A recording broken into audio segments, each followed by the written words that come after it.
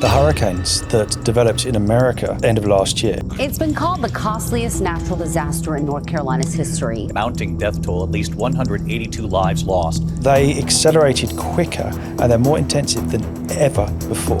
Where does that come from? Well, it's come from decades, generations of pumping out CO2. So you're saying more renewables? I'm saying absolutely more renewables, and really to stop the expansion of coal mines and to reduce the amount of extraction of coal and natural gas and everything else. But again, you look at the debates around energy policy, most of them are still trying to justify let's use more coal. I hear that we're going to have a gas shortage, but we're, I think, the second biggest gas exporter in the world. Are we locked in long-term contracts, giving it away for nothing and then screwing ourselves? Basically, yes. Gas specifically is more expensive domestically for us to use than it is the value of that gas in other countries. So a consumer in another country getting Australian gas all the way shipped there still gets it delivered cheaper than what we're paying in here, is it? Yeah. That's insane. Why is that? Because they're just the agreements and the deals that have been made. If you look at the cheapest form of energy generation, bar none, which is renewables, you look at the amount of actual financial support it gets compared with the fossil fuel industry, it's just disgusting. You're saying it's not enough, is it? Oh, it's a fraction, absolute fraction. Energy policy in Australia. Is it a mess? Is it really well looked after? I don't think if you ask many end customers, they're really very happy, because over the last 3 years, instead of lower electricity bills, we've actually got quite a bit higher. What's the reason? How can we fix it?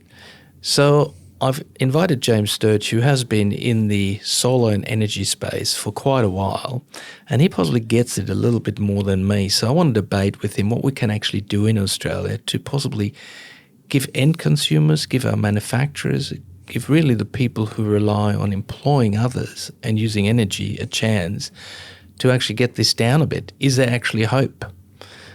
Hello, thanks for our podcast here today about energy pricing, energy systems, all of that kind of stuff. So look, I'm very simple.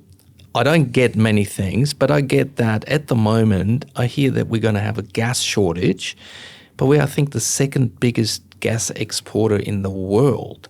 Are we locked in long-term contracts, giving it away for nothing and then screwing ourselves? Basically, yes. We give it away so cheap that we end up almost having to buy it back more expensive. If you look at a lot of our fossil fuels, we give it away for nothing, and all the, You mean coal and... all of it. Like, Australia should be one of the richest nations in the world because of the volume of our natural resources. Put to one side climate change and, the impact of that level of extraction, and just sort of draw a line and go, where are we now? Given what we've pulled out the ground, where's that money gone? Well, most of it has gone offshore, or it's gone to companies which pay no tax. And that's a problem, and it's a problem domestically, where now gas specifically is more expensive domestically for us to use than it is for us, what it's the value of that gas in other countries. So a consumer in another country getting Australian gas all the way shipped there still gets it delivered cheaper than what we're paying in here, is it? Yeah. That's insane. Why is that? Because they're just the agreements and the deals that have been made. Well, if this would be Donald Trump, he'd be just ripping it up and say, guys, you got to pay more. Yeah. I know. Look, and if you sort of look at it from that level of equity and equality, a lot of that level of policy makes no sense.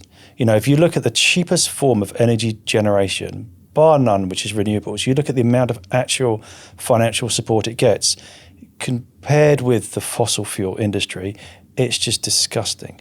And then, You're saying it's not enough, is it? Oh, it's a fraction, absolute fraction. But then what isn't ever equated into those numbers is the cleanup cost. How much does it cost the country for the consequences of all of that extraction, all of that pollution, and then climate change? If you just look at the cost from insurance companies of extreme weather events, which are getting worse, they're getting more, common, they're getting more frequent, they're getting more intense. And that, where does that come from? Well, it's come from decades, generations of pumping out CO2 and increasing sea levels, increasing the temperature of the oceans. If you look at some of the hurricanes that developed in America end of last year, they accelerated quicker and they're more intensive than ever before. Why? Because the temperature of the water was hotter than ever before. And it's only going to get worse. The temperature of the oceans isn't going to get less. It's only going to get more. And, I've been through 2 floods in where I live, and the last flood was insane. The speed that the water came up, the amount of water that was dumped was incredibly frightening. And the prospect is now that that's something we're going to actually have to live with, because there's nothing that can be done about it. There's no way to divert the water. It's purely just the fact that a lot of towns in Australia are going to be susceptible to climate change. So when you look at that whole question of equity and equality and of financial support and the implications of federal policy, it makes no sense, and it isn't serving the Australian people. Saying more renewables. I'm saying absolutely more renewables, and really to stop the expansion of coal mines and to reduce the amount of extraction of coal and natural gas and everything else. Really embrace the AEMO ISP. There's this plan, this trajectory of how the country can get to 100% renewables by 2050. Maybe look to bring that forward, because it's completely achievable. If you look at the rate of the uptake of renewables, especially at the domestic level, it actually has always been at a higher rate than the predictions of AEMO. And there is no reason why we couldn't bring that zero carbon, or that prospect, reduction. That reduction forward by 10 years. But again, you look at the debates around energy policy. Most of them are still trying to justify, let's use more coal. Well, because those people possibly have the money and the lobbies. They get lobbied, yeah, absolutely, and they get lobbied, and the companies doing that lobbying, the money that they're making doesn't really flow back to the economy. Again, if you look at the amount of people employed in the fossil fuel industry versus the amount of people employed in the renewable industry, there's a lot more in the renewable industry. But the fossil fuel industry employs a lot of accountants, so they don't have to pay the tax. Absolutely. Well, yeah. That's a good work employment program. Yeah. Yeah. For all those countries where the... Have I left you speechless, have I? Oh, man. It's one of those things where I find it so frustrating, it does leave me speechless. It's just, you look at it and just go, this just doesn't make sense. But hang on, I'm a Prime Minister and I'm facing really high electricity bills for all my population. And now I'm seeing manufacturers that have been around for 100 years. I think there was a big glass manufacturer recently. One we got left. There was a plastic manufacturer. They're all going bust because the energy prices that we charge them to run, plus all the other costs in Australia and social costs, it's much cheaper just to import it straight from China, put us in a dependency, but for short term we actually get a cheaper price. So should we go down that path? From a short-term perspective, I'm not convinced that it actually does serve the Australian economy, because manufacturing here creates the jobs and it keeps the money flowing in this circle, in the Australian loop. As soon as you're then dependent on the money coming externally, that loop is broken, that chain is broken. Yes, your domestically buy product was cheaper, but that money's then going offshore and you're not keeping it within the system. So it's a very short-term gain. The problem, so if you are then Mr. Prime Minister and you're going to ask me what can we do to reduce, or what we can do to increase manufacturing in Australia, which is one of the things that I think we really should be looking at, because all that's happened over the last decade is just some of this really prominent manufacturing, like the automotive industry, for example, it's all gone. And, energy cost has been a big component of that. we've got this great opportunity here to start building circular economies around the renewable industry. Okay, we don't manufacture anything in this country for the renewables. The renewables industry here is massive, and it's only going to continue to grow almost regardless of federal policy, because so much is driven by homeowners, by mums and dads look at the cost of their power, look at their power bill and go, this is ridiculous. I want to do something. What can I do? I'm going to put solar and batteries on my house, and I'm going to drive an EV and blah, blah, blah, blah, blah. Same as business owners. They go, what can I do to reduce my power bills? I'm going to put solar on. I'm going to put battery on to reduce my peak demand. I'm going to do this because I can. It's the thing that I'm empowered to do. But then all this product which is being installed, it will expire. It will need to be replaced. But at the moment, all you can do with inverters and racking and panels is basically recycle them and extract all the materials, and then what? There's nothing really to do with it. What we should be doing is looking to create this circular economy where we actually start investing in manufacturing of renewable products, inverters and panels and racking, all this kind of stuff. There's only one inverter manufacturer in Australia which does off-grid inverters. Everything else is brought in from overseas. So, a bit like we've seen in America, where they put in policies to create tax incentives to create the manufacturing in the country, we should be doing the same here. We should actually be incentivizing production for energy that is of the cheapest form. That is something which we should do. There's other things we should do as well from a transmission, from a business model perspective, but at the grassroots, we should actually be looking at creating Australia into this renewable superpower that was talked about a few years ago. Look, it's very easy to talk about it, but then bureaucracy comes into the middle and all that. I mean, some of the fundamentals for manufacturing is actually to have energy at a low enough cost, because we've already got the tyranny of distance. Then we've got now electricity prices that have skyrocketed. Can you explain to me why electricity has gone up so much? So there's two sides to it. So one, if you're looking at the domestic side, one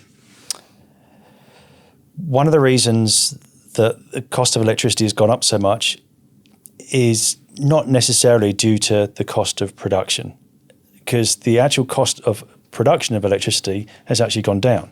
So if you think last year, 26 gigawatts of generation that went into the NEM, so basically all of the eastern and southern regions of Australia, was 26 gigawatts. Only 23.5 gigawatts came from fossil fuels, from brown and black coal. You said only. Only. So but hang on, 23 out of 26 is quite a bit. Wait, let me come. So that was the contribution onto the network. But what that figure ignores, or those statistics ignore, is how much was self-consumed. Okay, because people exporting would maybe 40%, maybe even worst case scenario, 50% of what they produce gets exported. So you could actually look at more like 50 gigawatts, maybe even higher, of actual energy was generated. And these are systems below 100 kilowatts. This is all the residential rooftop stuff and a little bit of C&I, but it's the small stuff. That was, getting on for 2, maybe 3 times what was produced by the fossil fuels. So that cost of energy is cheaper, like so cheap. Now that isn't the question. And this is one of the things that often sidetracks or diverts the conversation when you listen to politicians and the like. They talk about the generation.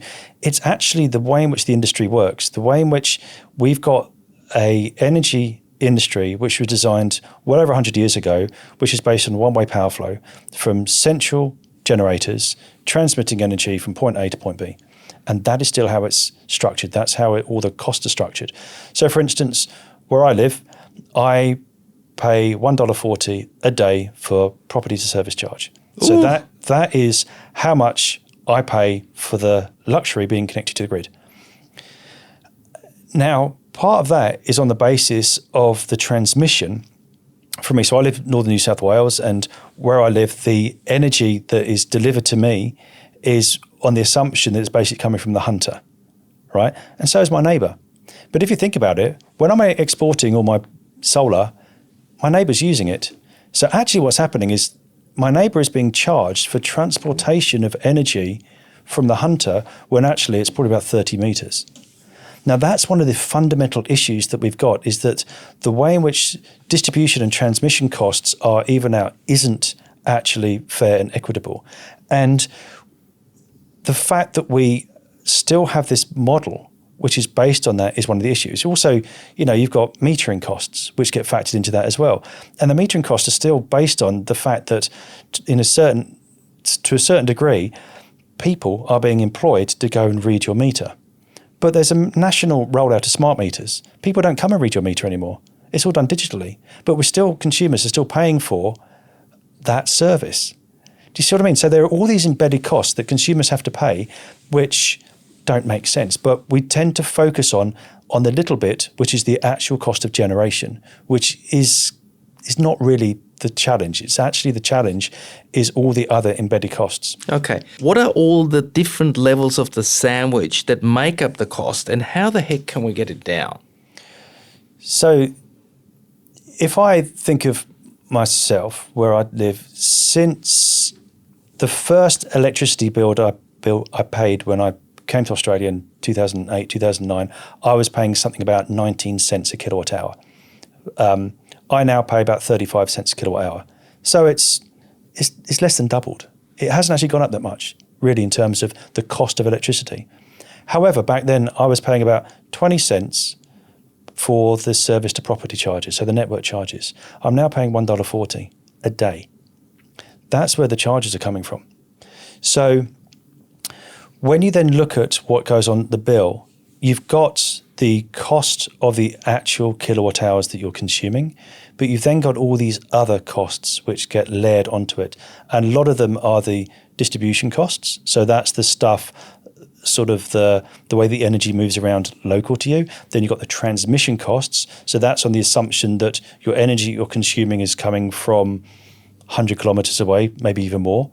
And then you've got other bits of cost in there as well, metering costs, and you've got other little bits. And the energy retailer, I mean, they got their call centers and... They're added into bits. So you've got sort of percentages within some of those other costs which factor that in, yeah. So is there any chance for electricity to come down? Without a dramatic reform of the way in which the energy industry is structured, I think it's very unlikely that energy costs are going to come down. And this is one of the things that we've seen as at the residential level, residential solar has increased so dramatically over the past decade. It's gone absolutely nuts. Energy companies, so not the retailers, the networks, they used to make money on a portion of the energy that you would be consuming. But instead, because as properties have become more energy efficient, that proportionally has got less. So then to counter that, they then put up the service to property charges, this fixed charge. So they know they've always got this steady fixed income. So unless that gets looked at, I can't see how you can actually do that much to reduce the cost of electricity for consumers. Wow, and there was the government make a big promise. Yeah. Well, one of their big promises is investing more in transmission, is building more poles and wires, which from an efficiency perspective and to be able to get more large-scale renewables onto the network, that kind of makes sense. But the way in which all that investment works is that the government invests in it, the networks then spend the money. The value of the network that the networks own, the actual poles and wires that the network own, the value goes up. But that value is then what they can charge as a percentage to the consumers in their network charges. So all that money basically gets paid for or it gets compensated back to the government through the consumers, and it's sort of through the hands of the networks. So and again, when you then look at the large-scale generation, all that's really addressing is the cost per kilowatt hour. And if you look then at the wholesale value of electricity, it's down at sort of 3, 4, 5 cents per kilowatt hour. There's not much further it can go. So you're saying we're starting off with electricity at 3 to 4 cents in the generation area. But then you've got the transmission and they take their slice. Then you got the energy retailer, the one that measures the meter, they take their slice. And then you've got the daily consumption charges, and they go on from 20 cents to $1.40 in some regions. Yeah. So they take their slice. So you've got really a bit like Elvis. One person plays the guitar, which is the one that generates it, and then 40 people live off it. Basically, yeah. So you really have to reform the energy market. Yeah. And look, there's things also that the networks can do. You know, it always strikes me as really bizarre when you drive around, you see these wooden poles with these wires on them and these trees which need to be chopped and pruned like, you know, once or twice a year. And they look ugly like They look ugly, and they just look at them, and every time there's a storm, they blow over, and then you've got to send people out to fix them. Why don't they bury them? If they buried them, there's no maintenance. Or there's like a fraction of the maintenance.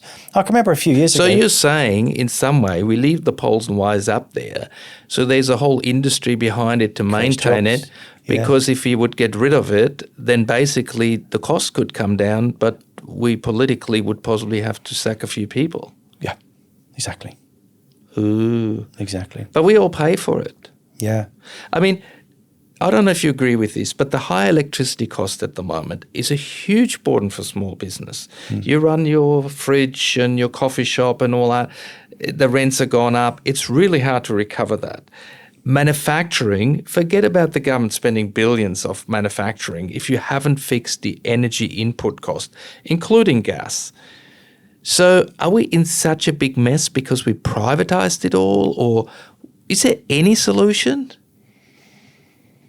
There is a solution. I mean, you can look at other markets, other countries that have looked at the way in which the energy market operates and applied different rules. You know, if you look at competition in Australia, it's, you know, across the board, there is very little competition.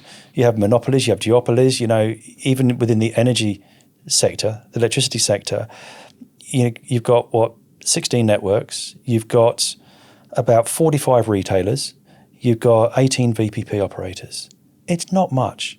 And why is that? It's because there's no really way for them to go or to differentiate or, you know, be able to offer anything different to the others, because you're still burdened with this model, which is prehistoric. You know, if you look at a country like Germany, they got 1,100 retailers. 1,100. That's nuts. Because they got rules there that allow consumers, like you could literally get together with your street and go, right, let's form our own energy retail company. Let's just do it ourselves. We can then share the energy that we produce between each other, and we're only going to pay the network costs of the bit we're using. Right? A massively equitable structure. You can't do that here. You know, there was a thing years ago, I don't know if you remember, there was all this thing like virtual net metering and peer-to-peer trading, where there's this fantastic idea that I could sell you my energy, right? And you're only going to pay the transmission between me and you. Well, that got shot down because how does that, because you're still connected to the rest of the network. So no, I'm going to sell my energy to you. You're my neighbor, but you're still going to have to pay the network charges as if you're getting it from 200 kilometers away. So that's one of the fundamental issues. We need to look at the whole energy industry as a whole and look at a much more balanced way that distribution and transmission is factored and exactly where energy is going from. And as we get into this digital age, you can see that easily. You can track exactly where your energy went to, or you could work it out far more equitably. It's not that hard to do. It just requires political will. Now, the whole electricity market, solar, batteries, vehicle to grid, it's developed so fast. Our standards following? Standards, I'm on 3 standards committees and an IEC mirror committee, so I understand it from the inside why standards take so long to develop. They're very technically complex pieces of work to do. And with an industry which develops and grows and technically changes so quickly, it's almost an impossible task for the standards process to keep up with it. Well, it is an impossible task. So where you then get to is that you get gaps in the industry from a perspective of electrical safety, installation safety, cybersecurity, that, you know, to a certain extent can become exploited. Now, my view on that and my idea of a solution for that is there needs to be almost an interim mechanism for best practice, which can be adopted in conjunction with the standards development process. So as we get into this more digital way of interacting and something becomes recognized like there's a cyber threat, we can look at industry best practice around the world, what's working, what isn't working, and grab a bit of that policy or even create our own policy and go, right, this is the interim policy. If you're bringing in a device which can communicate in this way or be controlled by this way, et cetera, this is how you need to do it. And at the same time then review it and create the standard behind it to bolster it. Because that process would create much more insulation. So at the moment, for instance, like with cyber, there isn't any cyber policy for renewables. So with other words, I know a friend, he's bought a vehicle and he's looked at what's happening communication-wise, and that vehicle sends a hell lot of data back to China. Yeah. Why are we letting that happen? Oh, I heard this thing recently where the telemetry data that some EVs can grab, including video information, gets passed straight on to the insurance company if you get a crash. So if you're a crash, it can look at you and go, how are you driving? Were you driving erratically? Did you look like you're under the influence? Did someone else do? And, you know, that data is valuable. It's valuable for so many other add-on industries. But yeah, at the moment, you can go to wherever. And there's nothing to stop it. Because why? Because our standards are lacking behind, is it? Yeah. But why are the politicians asleep at the wheel with stuff like that? They're not. And again, to be fair, there was the Cybersecurity Act brought into effect last year, and it's actually one of the most, funny enough, it's actually one of the most sensible policies that's come out as long as I can remember. Where what the government did is they enacted, or that they put into place this act for cyber, which created the vessel for a standard. It didn't actually refer to any standard. It just says that it basically created this sort of parameter where if there is an attack or a breach, or you become aware of a breach, you have this responsibility to report it and do this, that, and the other. So then what it can be now added into that are the standards. So you go, right now, this standard needs to now be reflected in this act, or this standard is what you need to adhere to. And if you do experience a breach or whatever, or if you can get a ransomware, whatever it is, this act is now how you need to be responsible about it. So I think because they recognise that this area is going to develop so quickly, and especially when you get AI playing into this as well, which can do computations and can do data scraping so quickly, you've got to stay one step ahead of the game. So because they didn't know what they didn't know, they created this policy which was a bit of a capture-all, which is a clever way to do it. And there is now a Standards Australia standard being developed for what's called the CER, the Consumer Energy Resources Industry.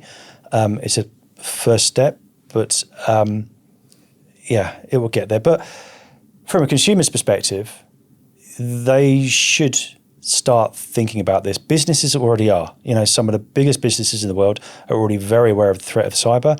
And when they start looking at installing, whether it's fleets of EV chargers or whether it's solar on the roof, they look at the cyber policies and the cyber credentials of those OEMs, because they're very, very aware of the risk to the business. At a residential level, people also need to start thinking about this. Mm-hmm. Let's go back to energy prices. I want to find a way to get it down from 40 cents to 25 cents. I'm the PM. I give you carte blanche. How do you redesign the grid? How do you redesign the generation? How we can get end customers into those cheaper electricity prices? So if we're talking just about the cost of electricity, the cost per kilowatt hour, then what needs to happen is you need to look at it as the overall cost. So factor in the cost for self-consumption. And to do that, you then need to start looking at the cost to store energy, which is then batteries. Batteries or other things like incentives for heating your water from excess solar, because that's a battery of kind. You know, it's a very cheap battery because you only need the solar diverter. By doing that, you can then bring down the levelized cost of electricity because you're having to use the grid less.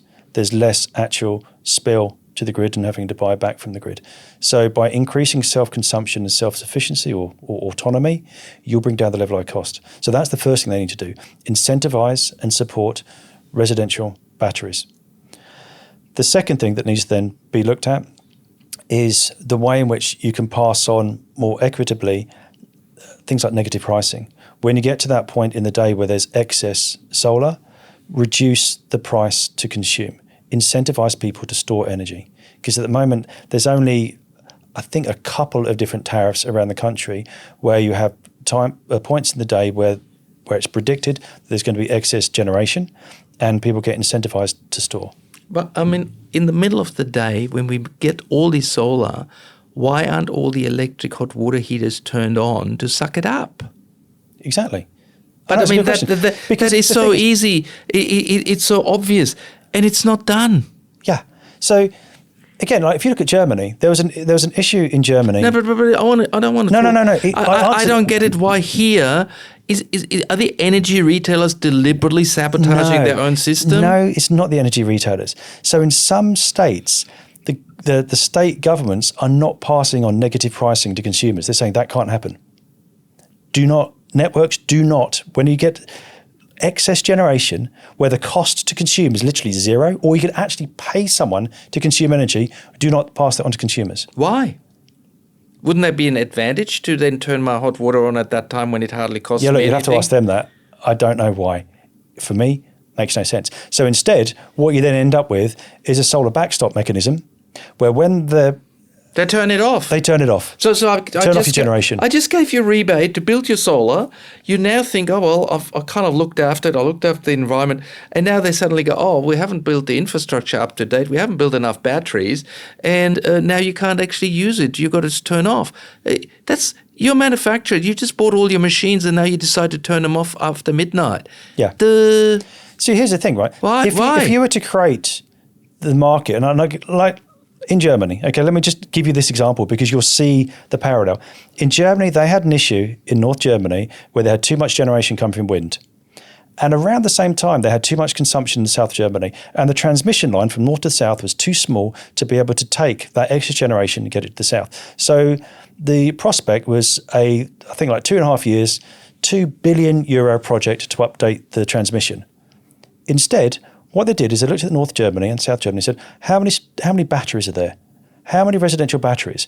And who has the computing power to do blockchain transactions to work out how we can use that excess energy, store it, discharge it at a later time when the transmission can take it and charge the batteries in the southern Germany.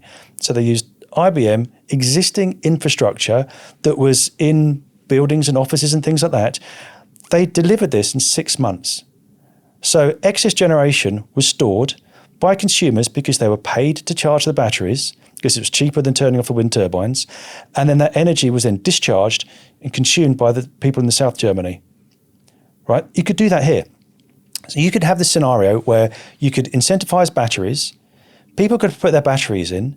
No solar, forget about solar. They could just charge their batteries in the middle of the day when there's excess generation, which is already causing the network's problems, pay them to charge the battery, they can use it in the evening. Wow. That's rocket science, not. But why don't they do that? Because the whole industry then kind of slows down. You know, where does the network make money on that? Where does, the government make money on that?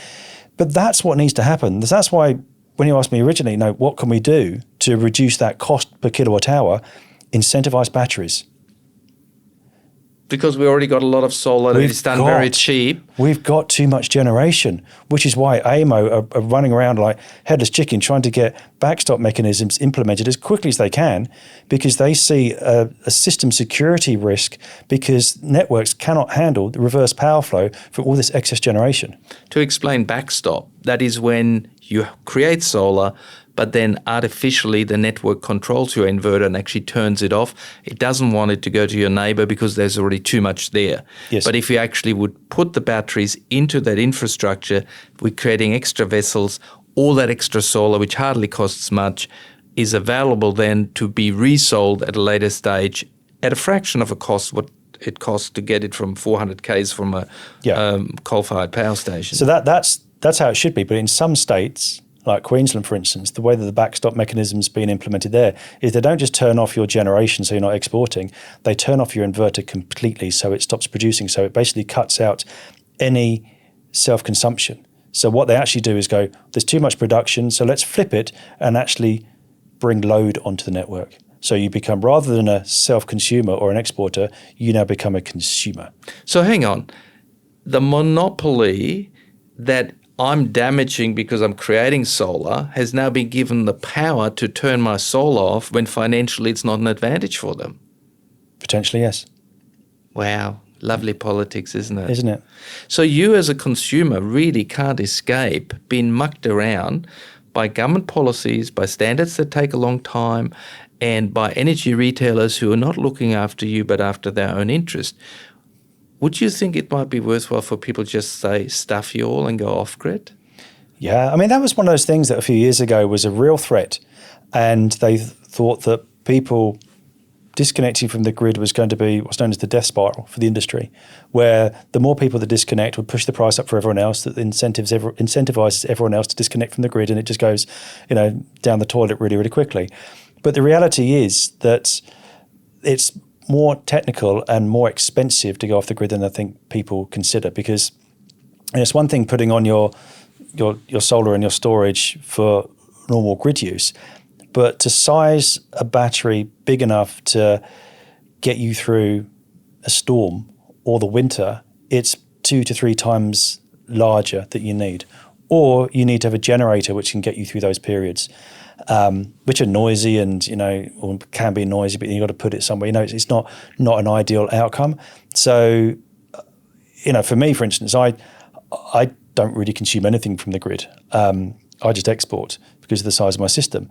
And I look at that and go, well, when my daily cost is over like the course of a couple of years is equal to or greater than the cost of me to get a really good quality generator, I'll probably just get the generator and disconnect from the grid. But at the moment, it's like, although I'm paying $1.40 a day for the privilege of being connected, it's still better than me having to increase my storage capacity and get a generator. But what we're seeing is you're actually seeing more and more people now considering this, because it's getting to the point where, for instance, for my circumstances, for every kilowatt I consume, I've got to export 7.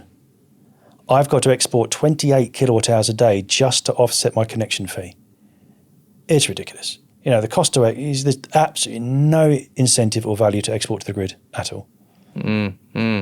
Interesting. And then they sell it to your neighbor for 40 cents. Yeah, aren't they doing? Someone's doing really well. Now, we getting what's called community batteries. Is there real community spirit in community batteries? Can you explain how they work? I'd love to be able to explain how they work, but to be honest, I don't really get it, because the one thing I don't really understand about community batteries is what they've got to do with the community, because these are network assets which... Hang on, so the government spends money to buy assets for private businesses being networks, but then they have kind of smothered it by calling it a community battery. But the community doesn't own it. It's the network that owns it, is it? Yes, because it sits on the network side of the meter. Right. Okay, so it's a network asset. Big ugly boxes, I've noticed. They're actually not really looking nice. Yeah, in the some of them they paint nicely, but most of them they're just these big ugly boxes. Yeah. They just look like a... So what's the purpose of that? Why is the government spending money? The purpose or the concept of that is that the battery can be there to help manage the grid at a local level. So it can absorb excess solar, which would normally get either reduced or curtailed or cause problems if it's got pushed further up the network.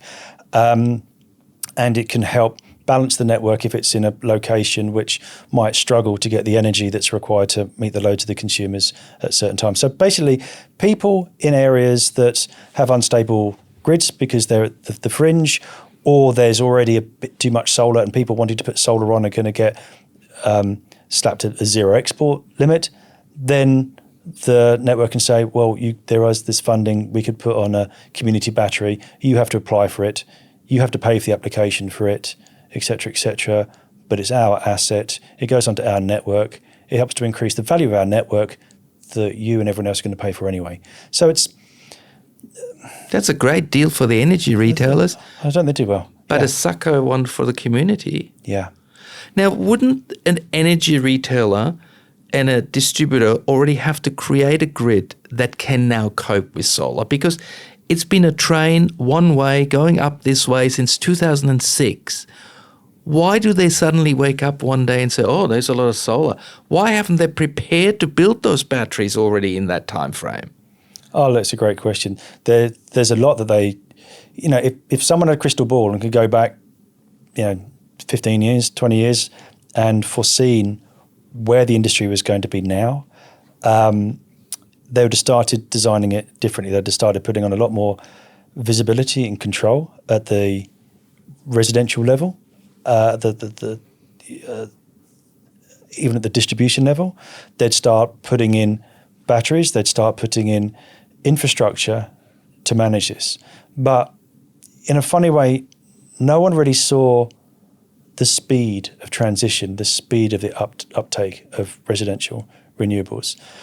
And at the same time, the networks are restricted by rules and governance and a structure which is based on business as usual from an antiquated old model. And that's probably to the larger degree why it is the way it is. And trying to create rule changes or to restructure the business models, which is so ingrained, is incredibly difficult. You almost need to just get a big rubber it out, start again.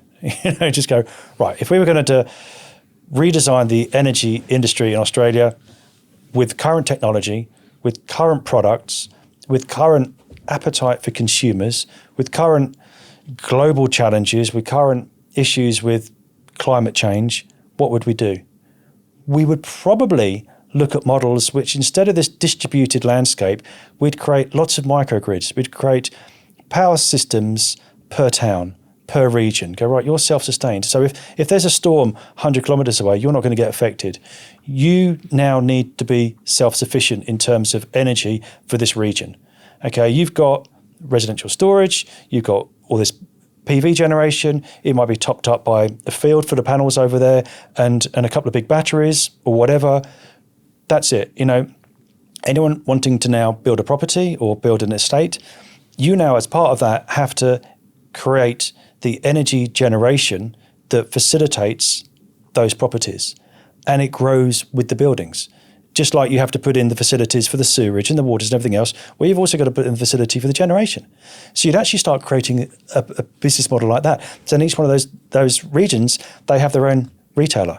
They have their own energy company for that town. That's kind of how it was actually back in the early days. There was more. It was more like that. Each town had its own little system, but it's gone to the centralized model. But that's how, if you're going to wipe the floor, just take it all out, just start again. That is a model which you kind of go, yeah, that makes sense. But that's political and not likely. Because, there are... Well, look, from a political perspective, why not? Why you could experiment. You could go, right, let's just take some of these regional towns, I don't know, Northern New South Wales or I like Bendigo. Let's Bendigo, make it Bendigo. Wherever, Bendigo, fine. And go, right, let's now see if we can create this microgrid. Let's look at the model in WA, in Horizon Network, which is lots of microgrids, and go, well, we'll just use that. We'll use that model, okay, and make it work. Because we've got actual test cases, which is Horizon in WA. They've got all their microgrids. And do that. Let's just disconnect it from the transmission. But aren't we building huge solar farms and wind farms far, far away? And then we have this huge transmission line coming through and farmers are all upset. How would that work? We are kind of actually going the opposite way still. Well, for areas that have got heavy industry and manufacturing, yes, they would need that. And there would still be the potential for connection into those areas for that part of the industry. But that would be on a separate connection and that would be a separate facility than the residential, than the rest of it. So you don't have to be all or nothing. You can have a bit of both. And you can choose what you tap into and what you connect to. You know, so, and you can, you know, almost mix the two. But that would be a model which would work. And when you go from a political perspective, why wouldn't it work? Because to do this, you still got to look at, you know, how does the government make money out of the energy industry? Where does that money actually come from? You know, a lot of it comes from the taxation, it comes from fees, it comes from planning, it comes from all that kind of stuff. Well, that's still going to be there. Yeah, okay, what they're going to lose money on is gas and coal, but that's going anyway. Yeah. You know, that's all gone by 35. Coal's gone. Wow. So, I mean, Australia has really relied on digging up the coal and the iron ore and all of that in the past. And I'm actually surprised that the world hasn't slapped us yet, because per head of population, we're possibly the biggest polluter in the world if you count the CO2 out of all the coal that we're exporting. Yeah. I mean, I actually do think we're a bit like cigarette manufacturers sending it somewhere else, and the cancer that we generate one day is going to go and bite us in the bum. Somebody's going to come back and say, you as a country did this and this and this, and why weren't you more conscious about it? I think there will be one day that thinking. At the moment, we're not in that space. Yeah. But undoubtedly, one day the world will not allow us to dig up all that coal anymore. Yeah. What then? How is Australia reinventing themselves? I don't see any vision. No. I think we need to look at that as a nation, and again, given our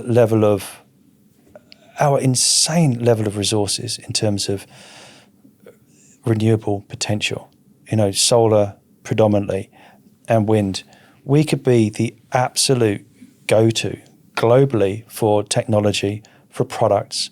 You know, we should be repositioning ourselves as the absolute renewable superpower, because we got resources, we got an abundance which no one else has. So let's explain that for somebody in the audience. The sun that we get is what, 3-4 times more intense than what they get in Europe. So the easiest analogy is, if you look at the worst location in Australia, which is northwest tip of Tasmania, for solar resource, that amount of energy that hits the ground that could power your solar panel, it's the worst anywhere in Australia. Is better than the best place in Germany. Right. And so if it's like Cairns or so, it'll be like 5 times Germany, is it? Yeah. Right. So we've got that natural advantage on the sun irradiation. I always have a problem with that word, irradiation. And then we have vast swathes of land that could be with solar panels. And then that energy, what do you do with it? How do you get it into another country? I mean, yes, I know there are plants with long cables, but is there a way to kind of crystallize that energy to transport it? Yeah, I mean, the easiest way you can do it is use that to create hydrogen.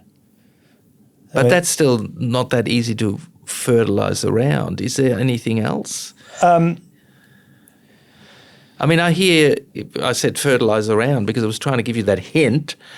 Because I hear that you can turn it into nitrogen, isn't it, or fertilizer, which is an extra process down the chain, which then is energy that you physically can transport. Yes, I mean, you can physically transport hydrogen, you can physically transport nitrogen, you can physically transport all of those things. I mean, yes, you could, as long as you're then reliant, though, on other markets needing that as an energy source, which is probable.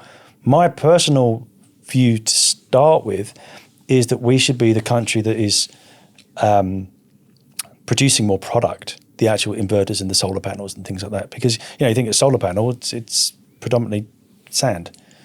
We got quite a lot of that, you know. But in terms of actual harvesting sun energy and converting that into something transportable, there's a whole load of different things. And there's things we probably haven't even dreamt up yet that we can do with that energy. You know, it just needs incentives. It just needs people to be able to create the industries around that. But yeah, there's so much you can do with just energy generally, being able to store it. But I mean, it's still, we're talking about billions of dollars. I know Siggy Forrester is trying a couple of projects here and there. There's the Sun cable. But the money that is needed for that is humongous. Who in Australia has How that? much money do you think goes into the fossil fuel industry? I got no idea. Oh, it's tens of billions a year in subsidies. From Australia? Yeah. Why? Why do they still need subsidised? Because without it, they collapse because the market's diminishing. I don't get that. What do you mean the market's in me? Because people use a bit less petrol or because there's more EVs coming? It's not that dramatic. Oh, it is. If you look at even like domestically, the demand for coal, if you look back 10 years ago, how much energy was generated from brown and black coal compared with today, it's dropped by about 2/3. If you look at the income that all of the investment of all the top 10 fossil fuel companies made last year, they dropped it all by half. Most of them about half. The industry is diminishing quickly because globally everything is moving over to renewables because it makes so much sense. I mean, that's a huge generalization, and EVs and things like that. But the move away from oil and gas and coal is happening, and it's happening quicker than I think people expected. And to keep it viable, they need to be subsidised. Even if you just look at the subsidies for fuel that go into those industries, it's. But it's that's just for a couple of farmers, so that it doesn't cost them too much for their talking about tractor. I'm talking about the fuel for the mining and things like that. It's. But they make a lot of money. Why would they need their fuel subsidised? Is that what's happening? Yeah. Oh, hang on. It's not subsidised. They're just not getting taxed the same. What's the difference? Well, I make a bit less money on them, and there are lots of multinationals that I don't get any money from. So I just treat them all. Yeah, so not paying tax and being subsidised, it's kind of like almost from my perspective, it's semantics in terms of what difference that makes from a financial perspective, because it means money is being spent where it could be spent elsewhere, or money is not being received where it could be spent elsewhere. The consequence is the same. Right. Less money for the government, more taxes for everybody else. Correct. Yeah. Okay, got it. Now, I find the energy market is becoming a bit like the stock market, whereby on Monday the electricity wholesale price sits at 11 cents, and then after a big storm or a hot weather event, it's sitting at $20, and people speculating backwards and forwards. The ordinary punter can't be bothered with that. They just want it out of their PowerPoint. Yeah. We made this so complex now. Yeah. And then people mention VPPs, and I can make $1,000 a night if everybody else gets screwed around me and the price is up that high. Is this really how we should run it? Unfortunately, it's the only way you can run it. If you look at one of the most innovative VPP operators in Australia, which I would say is probably Amber, that's exactly what they do. They basically hedge for you wholesale prices. So your import cost of electricity or your export cost is kind of, when you look at their website and you type in your postcode and you get them to do a sort of like a prospectus for you of what your bill might look like, they kind of give you this sort of averaged based on wholesale rates in terms of what you should be paying and what you might be paying. And also at some point when something might happen, there might be a spot price where whatever you can discharge into the market, you might get $10 a kilowatt hour or something. So you look at that and go, okay, but it's still a hedge. They on your behalf are dabbling in like the energy stock market. But from their perspective, to offset that hedge, so they make money, they give you a monthly fee, $22 or whatever it is. So they still, because what they say is, we're not going to put any money on the kilowatt hours we charge you, or whatever, but we'll just take this monthly fee. So yes, it is exactly like the stock market, and it's a gamble. And that's when you look at it, you go, it's a gamble. Should I or shouldn't I? Am I going to be better off? Aren't I going to be better off? Don't know. And what's the payoff is like, well, financially I might be better off, but at the same time, someone else is controlling my asset. someone now has got, although I can turn them off and say, well, I don't want you to touch it today. I mean, this is really more worth it only if you have a battery, really, isn't it? Yeah. Otherwise, if you go with amber and out of battery, you could really be out of pocket. Potentially. Yeah. Potentially, yes. So amber, you look at it when you have a big battery. Yeah. Right. Yeah. That's really where it makes sense.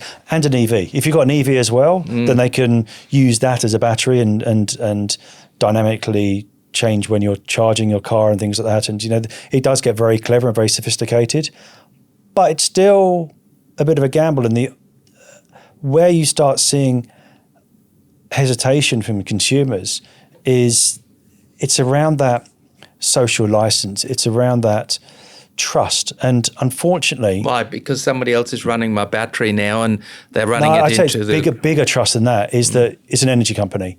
Consumers don't trust the energy industry. They don't trust the energy company. They don't feel that they're out there. They're there for their best interests. But they're there to make money. But isn't Amber trying to be the Robin Hood of energy? They're trying to be, but unfortunately, they're still an energy company. Now, if you look at the adoption rates, currently last year, I think the adoption rates of residential batteries to installs was about 20%. So 20% of people putting solar also put a battery in. Of that, only about 18% signed up to a VPP.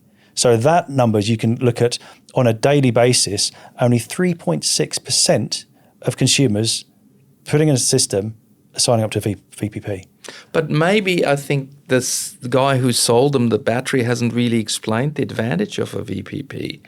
I think there's a lot of incentives for installers to do that because some of them get a kickback by signing people up to VPPs. Mm-hmm. But again, it's for the consumer to look at it and go, do I want to let someone else play about with my asset? Because I bought this, for me, it's mine. The kind of analogy which often gets kicked around is like, I've just bought my car. Do I want someone to use it for Uber on the weekends? Well, it's my car.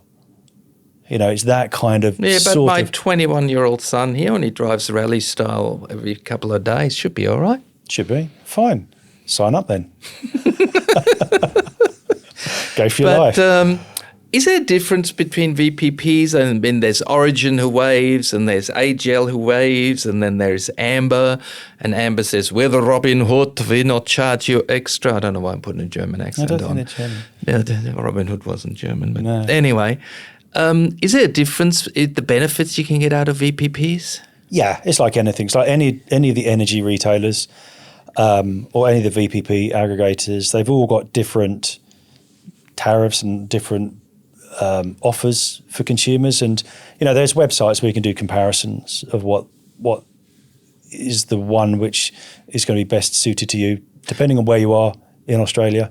Now, I'm not getting paid by Amber to say this, but if I'm only paying $22 and then they're not whacking anything on top, and I'm getting all the benefits coming unfiltered through, versus one of the big three players of the energy companies, who then only give me like pittance and really mitigate the risk by taking a bigger profit, shouldn't I possibly be better with somebody like Amber? Yeah. Again, shop around, look at what the best deal is. I think from what I know, I would have thought that Amber is probably the best deal at the moment. But, it's a business model which could be replicated. Meaning there'd be Amber 2. Yeah. Or Pinky or it's like all of them. Grapefruit they always try to compete with each other and have the best compelling deal. Some of them you sign up to their VPP, you get this discount on this. You get there's always stuff going on. It's and you still the thing with Amber is though, you got your $22 a month, but you still pay for me, I'm still paying my $1.40 a day connection fee. I'd still pay 45 cents a day for metering charges.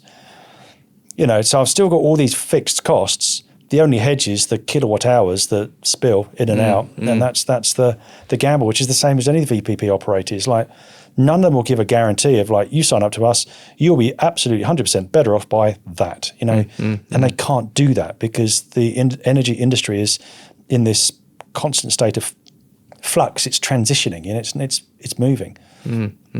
I'm really surprised you're paying $1.40 for connection fee, and then you pay, what did you say, another 45 cents for something else? Metering. I'm with Dodo, and I'm paying 80 cents, and that's it. Why are you so expensive? Because I'm at the top end of New South Wales. What, you don't have choice, do you? No, because I think the top end of New South Wales, we pay transmission costs as if all the energy is coming from the hunter. So you're stuffed. Yeah. Right, so $1.40 $1.40. and 45 on top of it every day. Yeah. Wow, $2 just to turn the light on. Privilege, yeah. Yeah, but why in Sydney I'm paying 80 cents? Because your transmission costs are less. Yeah, because you're closer to where there was or where there is your local coal-fired power station. Because that's how it's been. I think you should be shopping around, because I was $1.10 and I shopped around and I found 80 cents. And even the kilowatt hours are cheaper. So I say to people, if you're loyal to your electricity company, you're being a dumbo, because the loyal people get screwed.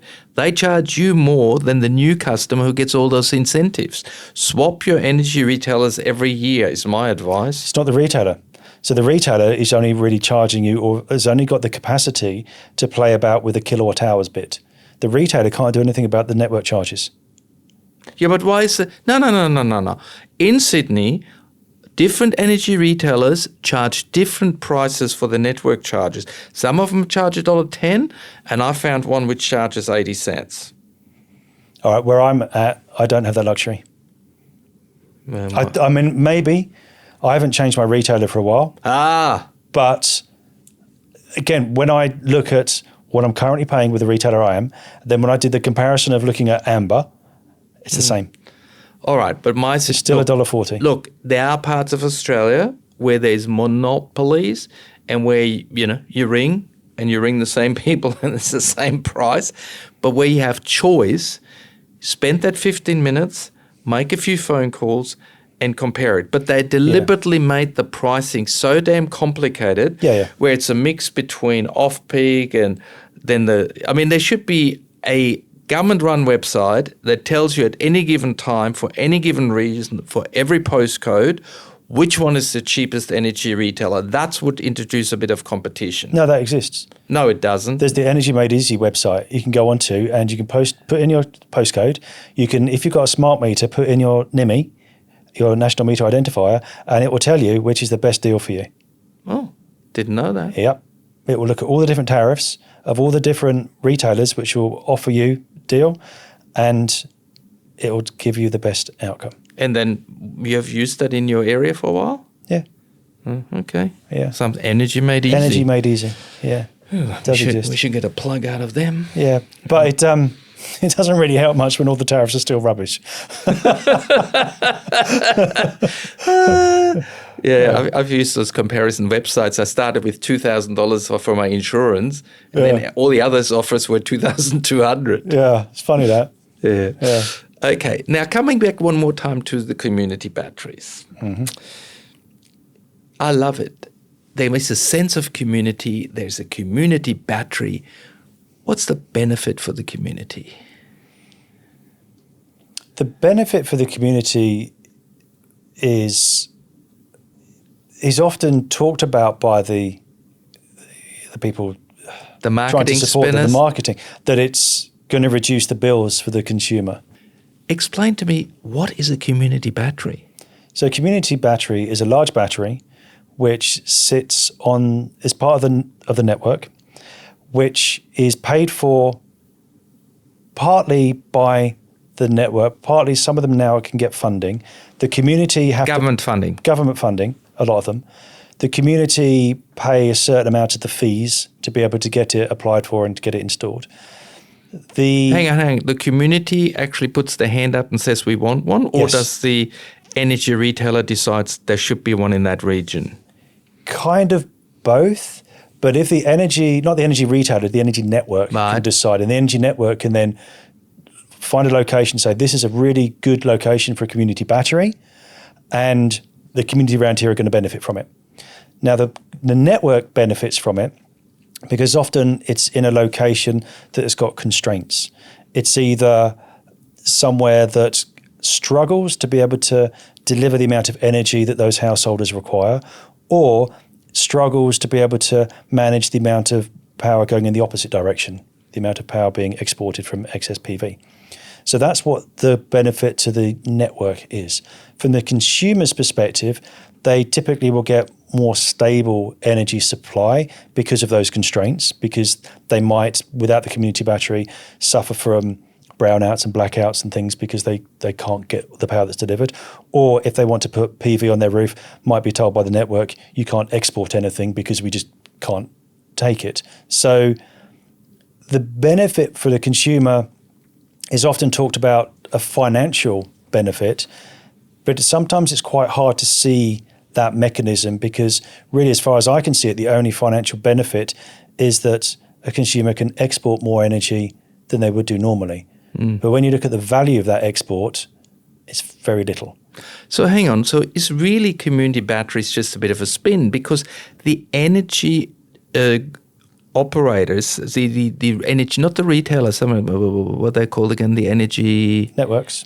So again, are community batteries just a publicity spin? Because the energy networks, in my opinion, are responsible to make the energy stable. For me to be able to get solar in, to be able to export, to use the grid in a way that a modern grid should work.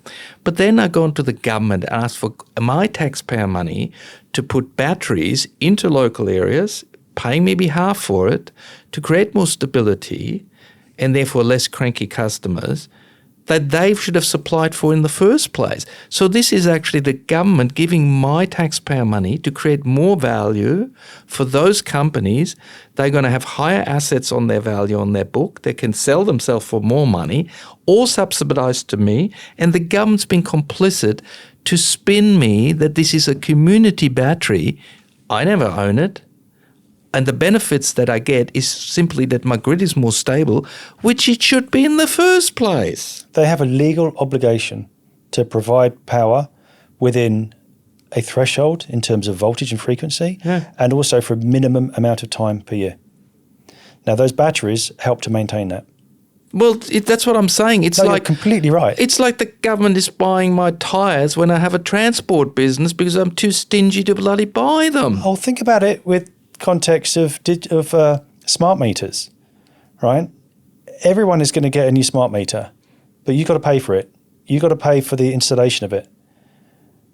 What benefit is there to a consumer of a smart meter that once they paid for that, you then end up paying for it as part of your daily fees to the network? So you pay for it installed, or it might be some areas it's free, but you definitely pay for the installation of it. No. But hang on, you're paying for it through your supply fee. Yeah, but more often than not, if in certain areas, if you're putting in a new solar system, you have to upgrade to a smart meter, and you'll have to pay for that installation. And then you then rent it, or you pay for it in your fees.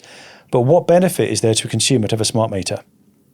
Well, they can actually put more tricky charge mechanisms in and charge me, for example, at certain times of the day, a higher fee. Yeah. So it actually helps really the energy company to create more complex billings rather than me as an end customer. I'm still happy with my little wheelie-dealy thing. Yeah. Yes. But so I got spun again with bullshit. But it's a mandatory rollout. Everyone's got smart meters. But the data that's on that smart meter, you're not entitled to see. No, I thought that's being shared now. No, there's a rule change request. It's being looked at, but currently it's not your data.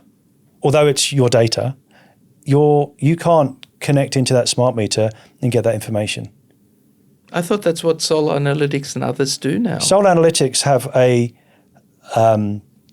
license, if you like, to be able to extract certain parts of that data for very specific functions. Okay, but that's it. Okay, and that's quite a tight rule that they've been able to apply. Now, there is a rule change request allowing consumers to be able to see that information, but the one thing that smart meters aren't is actually that smart, because the information they store is maybe 6 hours old. It's 15-minute intervals. It's not as granular as the meter that has to get installed as part of every single solar installation. So, consumer, you're going to put solar on your roof, you've got to put a meter on anyway. Now, that meter is quicker and faster than that smart meter. Already a new generation, is it? Well, it's doing a different job. You know, it has to meet the requirements of the standards to be able to allow for the inverter to respond at a much quicker time than the smart meter would. So the only thing that a smart meter does, like you say, is allows retail companies to allow different billing periods. To confuse me even more, because I mean, I believe that in the olden days, you know how there used to be just full cream milk, and now you got 52 choices, and the almond and the soya and all that. That's what they've done to the electricity market. You can't just go, look, just give me a flat fee. I want to know what I'm paying. Now it's this much during this time, that much at that time. If on Sunday you wear white undies, we charge you extra. It's crazy. Well, again, like if I go onto that Energy Made Easy website and I plug in my location and my NMI, my national meter identifier of where I live, and I look at the different options for me to get different tariffs, different packages from a retailer. Right? Have you got a PhD for that? Not yet, and I don't think I'm even going to bother because, right, there are 45 retailers, energy retailers in Australia. In my location, I think there's over 360 different tariff options I can go for. Yeah, but the government should say, guys, keep it simple, stupid.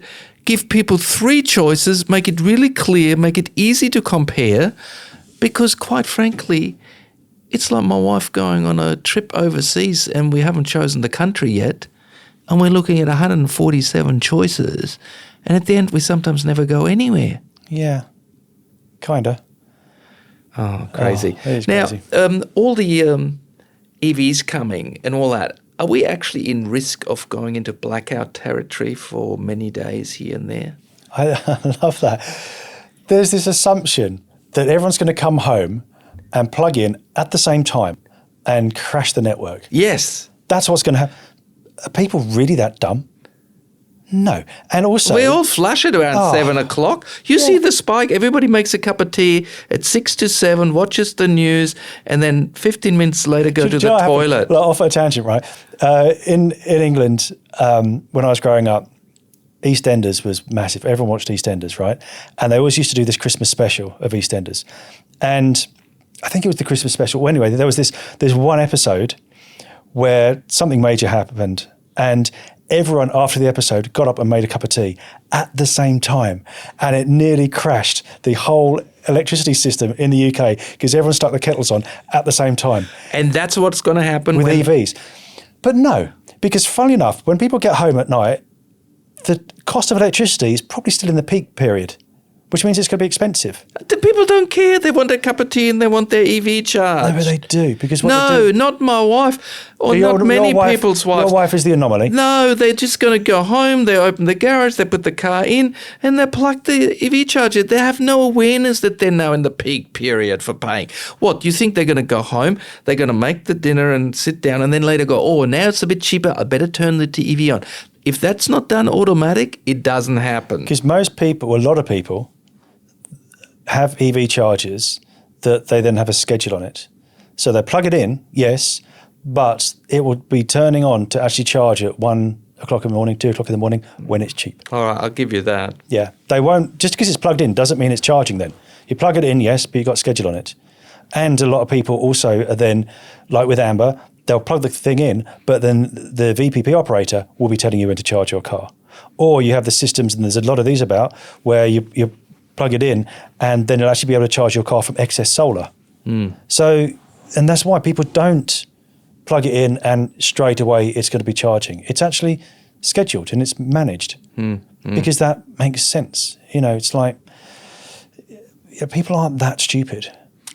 Especially where the cost of electricity is so high. People are actually incentivized because of the cost of power to be a bit more savvy about how they use their energy and when. So you can't be ignorant anymore. Most people aren't. Okay. I have quite a high, expectation of people. I don't think they're that stupid. Yeah, okay. You haven't met me. Quick one. A friend of mine bought a Chinese car. He's a bit of a tinkerer, so he's gone into the communication channels. And he's picking up, there's a hell of a lot of data going out of that car somewhere. Yeah. What's going on? exactly that. There's a lot of information going out all over the place. It's a Chinese car. Is somebody in Canberra picking that up, or is that going to Beijing? It's probably going in that direction, which is the same as... You can say the word. Yeah, to Beijing. I mean, now that's not just the case of cars. It's probably the case of your EV charger. It's probably the case of the inverter as well. You know, anything that's got that data capture requirement or, you know, is grabbing telemetry, it'll be going back and be able to be scrutinized and used for whatever purpose God only knows. Yeah. Maybe there's a little video camera on the front of that car and it kind of maps the whole area and it goes back. Yeah. It's interesting. Well, someone was telling me recently that insurance companies are now asking or using that information. So if you have a crash in your EV, they can grab the telemetry data, look at your driving habits to see whether or not you were potentially driving erratically because you might have been intoxicated or distracted. You might have been on your phone because they can also get that information. Also, who was at fault because they got all that information. They got the telemetry of how you were driving, how fast you were driving, and also got the cameras. Yeah, but hang on. Why don't we just say you want to sell a car in Australia? Sorry, that shit can't be in it. Who's going to say that? The government. And under what? Okay, they probably could if they get to that point of creating the legislation that's going to allow for that. And that's then when you get into that bureaucracy piece. I want a car that goes from A to B. I don't want one with 15 cameras that looks at my life. And I'd be more worried about your phone. How many times have you had it? When you're talking about some random piece of thing that you're thinking of buying, then you go on your phone, you go to Google, and all of a sudden that's all the adverts you're getting. Yeah. My grandmother passed away. Suddenly I had all these funeral notes. Yeah. How did they know that? Yeah. Start thinking about those kind of questions. Where does all that information go? Do you think there's all the metadata from all the photographs you take, all the information about everything that you use on your phone or your laptop or whatever, all that information is valuable.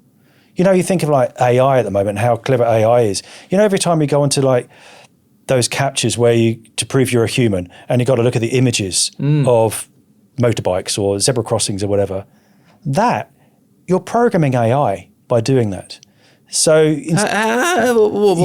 so what they actually use, that information that people do that, is actually the mechanism to program, because AI is just an algorithm. It's they say it's a self-learning algorithm, but it's got to be programmed. You've got to program into it to a certain point, then it can start programming itself the responses. In this scenario, do that and recognize this. This is what this is and that, because they can't think for themselves. Initially, you've got to program it. But hang on, I've just picked 3 motorbikes. What is AI going to do with that? Recognize a motorbike. So now when you've got a camera above the traffic lights and something drives up to goes, that's a motorbike. Ah. Yeah. That's why. So it's all used for that. So that data is incredibly valuable because all that data can then be sold and that can be used, and it can be used for all sorts of different things. I can create a drone that hunts down motorbikes. Yeah, if you wanted to, you can do all sorts of things. The world is your oyster. You just got to get the data. Gee. My grandmother grew up in a much simpler world. Yeah. I grew up in a world where you actually wrote letters to people. And I'm of that generation, I think you are as well, where we're unique because we bridge the gap between kind of no technology and this insane technology, where we didn't have mobile phones, we didn't have home computers, we didn't have any of that, where we still did write letters and communicated with people, and you know there was no black and white TV. Black and white TVs, yeah. Radios that you had to tune yourself, tapes, you know, all those kind of things. It's like records. I sliced the tapes myself still and stuck them together with tape. Yeah, I did. Yeah, exactly.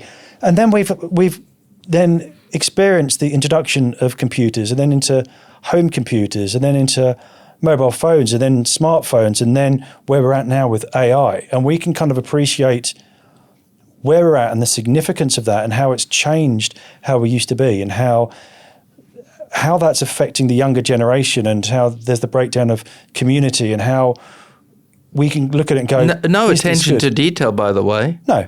And how AI, in my opinion, and how even all this smart technology is actually dumbing down the population because you haven't got to think for yourself because it's done for you. I remember if I was going to drive around London, I'd get an A to Z book and I'd look at it and I'd memorise the route and I'd work it out and I'd remember road names and I'd remember the route. Now you get into a car and just go, I'm going there, and it does it for you. Half the cars now you can get to a car and it drive you. See what I mean? It's like, how is that developing people's brains and their memories and their ability to think and think laterally and problem solve and work things out? It's doing completely the opposite. It's actually this process of dumbing down the population. It's really scary, actually. And then that information, where that's going to and being used for what reasons and by who, and it's just this sort of almost like we're a victim of our own success. Mm-hmm. I don't know where I'm going to with this, but I just think it's really fascinating. It was so fascinating, I kind of forgot the next question.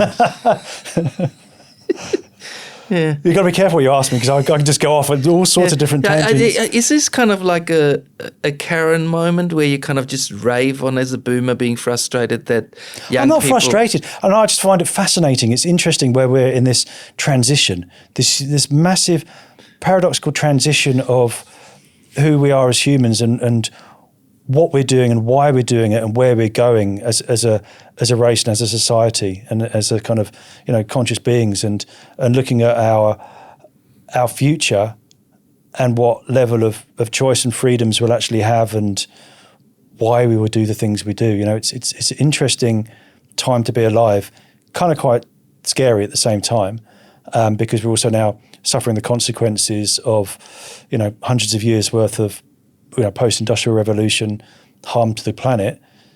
But for me, that's why I want to be in the renewables industry, to really try to be able to address what I can, have the power over what I can, which is to try to, address the issues of climate change and the proliferation of CO2 in the atmosphere, etc. The other stuff, AI, and I can't really do much about. And I'd love to still write letters and have a phone that I dial like that. Wow. Well, you can still write a love letter to your wife. Yeah. They'd possibly be really appreciated. Yeah. Well, that happens. And, you can type the key points into AI and then it'll write it for you. You copy it and then you write it. It's not going to happen. No, but it'll be possibly, you can say, write it more sweet, and then AI gives you extra inspiration. And then she'd read that and go, you didn't write that. It's spelt correctly.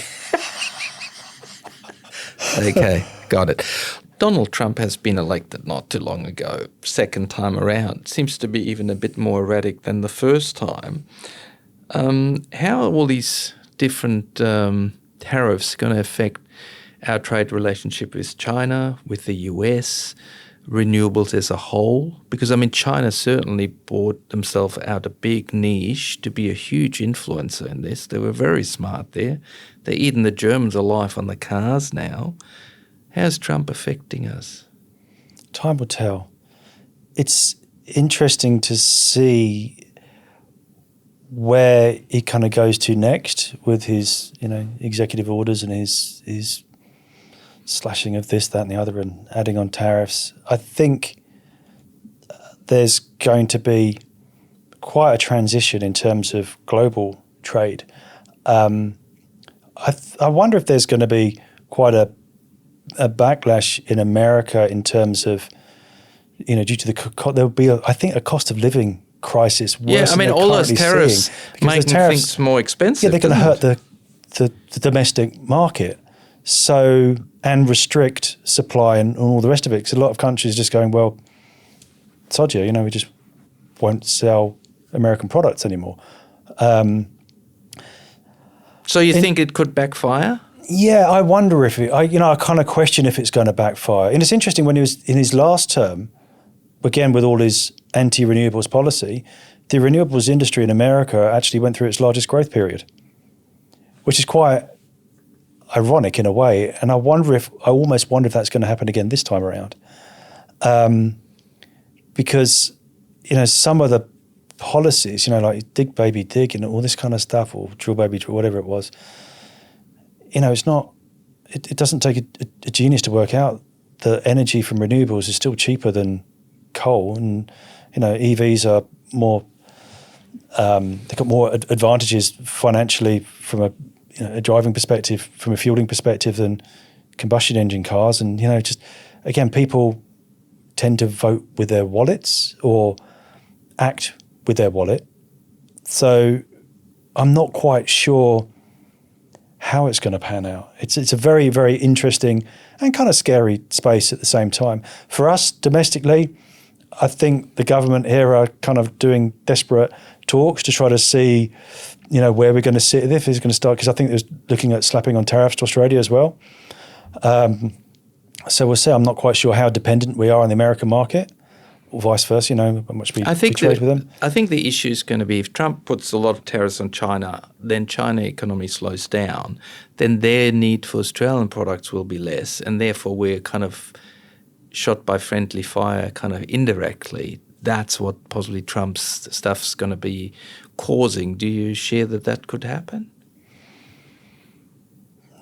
Anything's possible, and it depends how domestically by China it gets interpreted, and then what gaps they need to fill in terms of trade and revenue they need to fill, and where they either absorb it or pass that on by increasing tariffs to other regions, and or where any actual product deficit goes. And Australia's always been a bit of a dumping ground for product, cars, renewables, all sorts of stuff, especially Chinese product. It kind of gets dumped here, So it could be that we actually see an influx of cheaper Chinese products that is being subsidised because they need to find homes for it to keep the Chinese economy buoyant. It just almost, you could all potentially argue that we could benefit in a way by the trade war between America and China.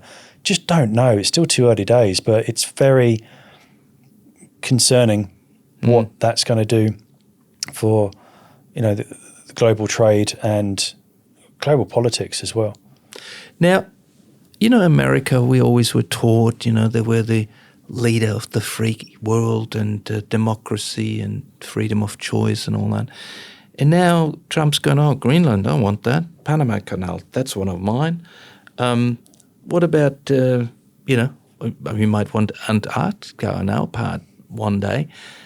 And Gaza, that solution, it's not really what we were learned and taught in school of how democracy should work. No. Should we maybe distance ourselves from America when they go really mad? I think it really isn't. When you look at those kinds of policies. You seem to think a lot. Is that a political question that you're really worried about answering or what? I suppose, I think that it's... why aren't we moving into a more neutral position and say, listen, there's Brazil, there is Turkey, there is India, there is China, there is Vietnam. They're all kind of forming a group together. They don't need America really. America's isolating themselves. The rest of the world gets on with it. Europe's not really their biggest mate anymore, and they rely on each other. This is why I kind of hesitate, because is it real? Is it real policy? Is it actually going to do anything? Is it going to actually be realised, or is it just rhetoric? Is it just talk at the moment? Really, he's not going to buy Greenland. They've turned into shove it. It's like, it just looks like it's a lot of hot air to be seen to get media attention, to be seen as this great big powerful being and entity and nation. It's almost a distraction. So you're not taking him serious, do you? Not really. What are you going to do with your domestic policy?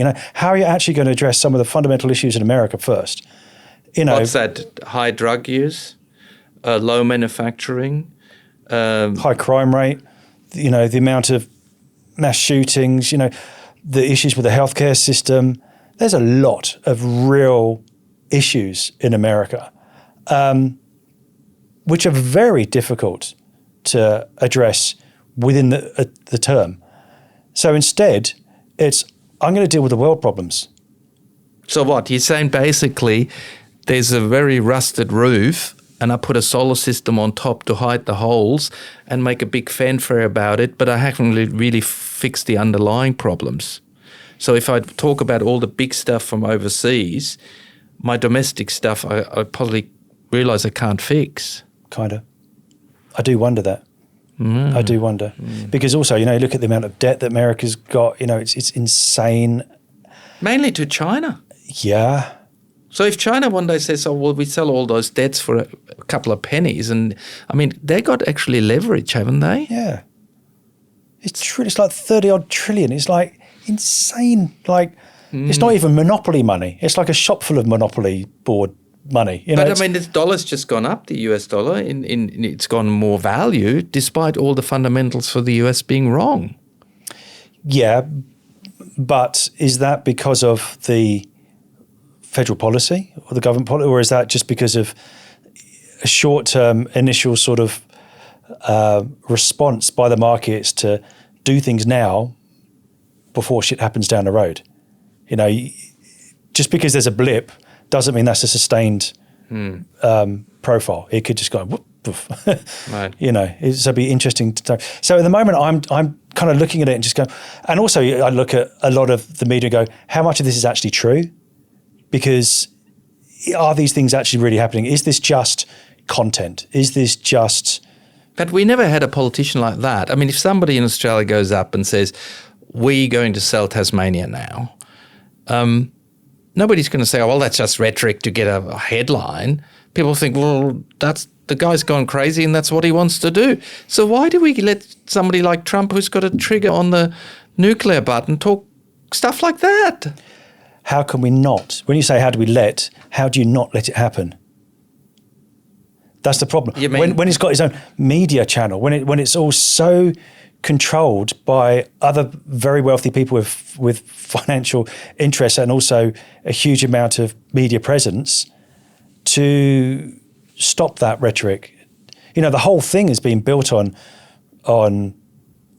rhetoric and these narratives of I'm going to do this and going to do that. It's never, okay, fact check it. How are you going to do this?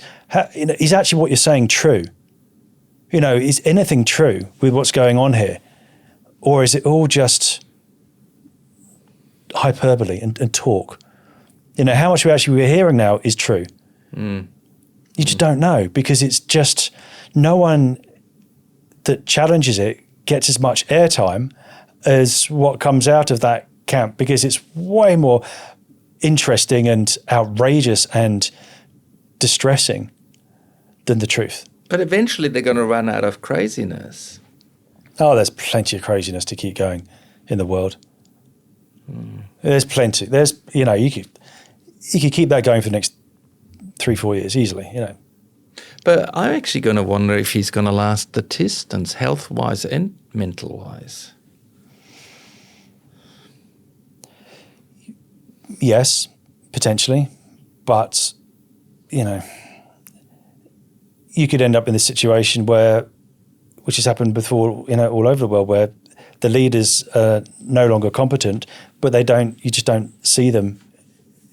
But this stuff keeps happening because there's a machine behind it churning out the rules and the requirements, and it still happens anyway. And again, when you've got this group of individuals supporting these business individuals supporting the government that can really pull the strings and make things happen, how much is coming from Trump and how much is he just representing the interests of other parties?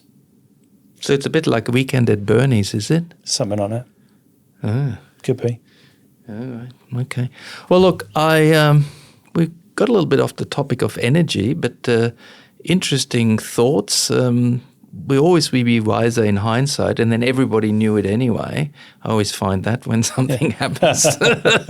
Yeah. So, look, guys and girls and ladies and gentlemen, it's an interesting podcast with James today about the philosophy of the world, a thought of a baby boomer and energy in Australia. Thank you so much. Please support the channel by liking the video, hit that subscribe button and ring the bell, and check out all our other videos. Want more energy answered? Visit yourenergyanswers.com for quality energy products, tools and calculators, and find your quality local installers. You're still here? I'll see you next time. Bye.